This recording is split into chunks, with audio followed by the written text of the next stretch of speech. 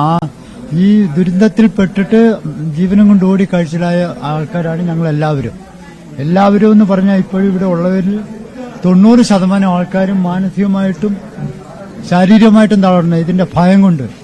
കാരണം നമ്മൾ തോളിലോട് തോള് കൈയിട്ട് നടന്ന ഒരുപാട് ആൾക്കാർ ഇന്ന് നമ്മളോടൊപ്പം ഇല്ല. പക്ഷെ അതിൽ നമ്മളെ മാത്രം ദൈവം വെറുതെ വിട്ടു. അതിന്റെ ഒരു ടെൻഷൻ കൊണ്ട് മനുഷ്യനാരും സ്വമേധയാൽ സ്വയബോധത്തോടെ അല്ല ഇപ്പോഴും ഉള്ളത്. എന്താണ് എല്ലാവരുടെയും സ്ഥിതി? എന്താണ് ഇവിടുന്ന് അങ്ങോട്ടുള്ള സ്ഥിതി എന്താണെന്ന് വെച്ച് കഴിഞ്ഞാല് നമുക്കിപ്പോ ഇനി വേറൊരു മാർഗ്ഗമല്ല, നാട്ടിലേക്ക് പോകാനുള്ള ഒരു മാർഗ്ഗം എന്ന് വെച്ചാൽ ഒരു മാർഗ്ഗമില്ല. അവിടെ പറഞ്ഞാൽ നമ്മളെ മൊത്തം ഒരു 400 കുടുംബങ്ങളാണ് ഉണ്ടായത് മുണ്ടക്കൈ എന്നുള്ള പ്രദേശത്തിൽ. ഇപ്പൊ നമ്മളിപ്പോ നിലവിൽ കണക്ക് പ്രകാരം 30ന്റെ താഴെയാണ് ഇനിയിപ്പോ കുടുംബങ്ങളുള്ളൂ. ഈ 400 കുടുംബങ്ങളിൽ ബാക്കി അത്രയും കുടുംബങ്ങൾ പോയി കഴിഞ്ഞു. ഇനി അവിടേക്ക് ആർക്കും അങ്ങോട്ട് എത്തിച്ചേരാനോ അവിടെ ജീവിക്കാനോ ഒന്നിനും കഴിയില്ല.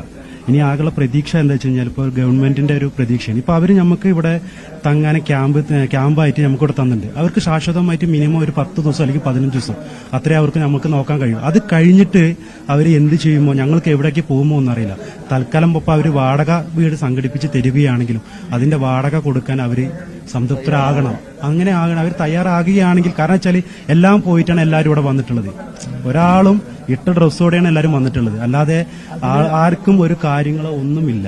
അവർക്ക് ആകുള്ളത് ഇത് മാത്രമേ ഉള്ളൂ. എന്താണെന്ന് ചോദിച്ചു കഴിഞ്ഞാൽ വാടക സർക്കാർ തരാമെന്നും പറഞ്ഞ് കഴിഞ്ഞ പ്രാവശ്യം നമ്മൾ ഈ ഒരു ദുരന്തത്തിന് അഭിമുഖീകരിച്ചവരാണ്. പുത്തുമല ദുരന്തം അത് ഞങ്ങളുടെ അടുത്ത് തന്നെയാണ്, അതിൽപ്പെട്ടവർ തന്നെയാണ് ഞങ്ങളും.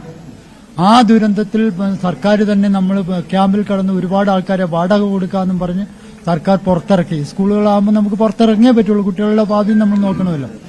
അന്നേരം പുറത്തിറക്കിയിട്ട് വാടകയും കൊടുക്കാതെ കഷ്ടപ്പെട്ട് പണിയുമില്ല, ഈ ദുരിതത്തിൽപ്പെട്ടവർക്ക് ഒന്നുമില്ലാതെ അവസ്ഥയാക്കിയ ഒരു അവസരമുണ്ട്. പഞ്ചായത്തുകളാണേലും സർക്കാരാണേലും വാടക കൊടുക്കാന്ന് പറഞ്ഞ് ഇന്നും ഒരാൾക്കും വാടകയായിട്ട് ഒരു പൈസ ആർക്കും കൊടുത്തിട്ടില്ല. ആ ഒരു സ്ഥിതി ഞങ്ങൾക്ക് ഉണ്ടാകരുത്.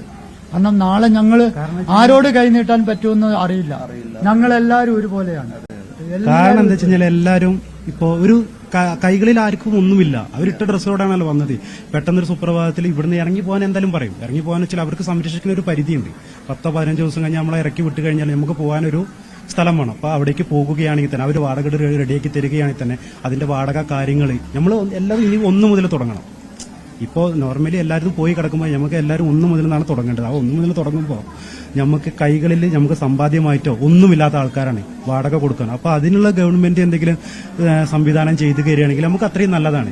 ഇപ്പോൾ കാലാകാലം എന്നല്ല ഉദ്ദേശിക്കുന്നത്, നമുക്ക് വേറൊരു സുരക്ഷിതമായ സ്ഥലത്തേക്ക് എത്തുന്നത് വരെ നമുക്കൊരു റെഡിയാക്കി കിട്ടണം.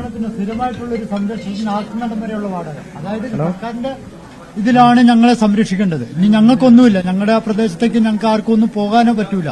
പക്ഷേ സർക്കാർ ഞങ്ങളെ സംരക്ഷിക്കുമെന്നുള്ള വിശ്വാസമാണ്. ആ വിശ്വാസം കാത്തുരക്ഷിക്കേണ്ടത് സർക്കാർ തന്നെയാണ്. ഞങ്ങളെ എല്ലാവരും അത് അവർ പറഞ്ഞതുപോലെ ആ ഒരു വിശ്വാസത്തിലാണ് അവരിപ്പോൾ ഈ എല്ലാം നഷ്ടപ്പെട്ട് ഈ ക്യാമ്പിനുള്ളിൽ കഴിയുന്നത്. സർക്കാർ അവർക്കൊപ്പമുണ്ടെന്നുള്ളൊരു വിശ്വാസം അവർക്കുണ്ട്. ആ വിശ്വാസം സാധ്യമാക്കി കൊടുക്കാൻ 2 സർക്കാരുകളും ഒപ്പം എല്ലാവരും ഒത്തുചേർന്നുകൊണ്ട് പ്രവർത്തിക്കുകയാണെങ്കിൽ നമുക്കിവരെ തിരിച്ചുപിടിക്കാം. മനുഷ്യസാധ്യമായതെന്ന് നമ്മൾ പറയുമ്പോൾ മനുഷ്യസാധ്യമായത് ഇനി അതാണ്. അവർക്ക് നല്ലൊരു മേൽക്കൂര.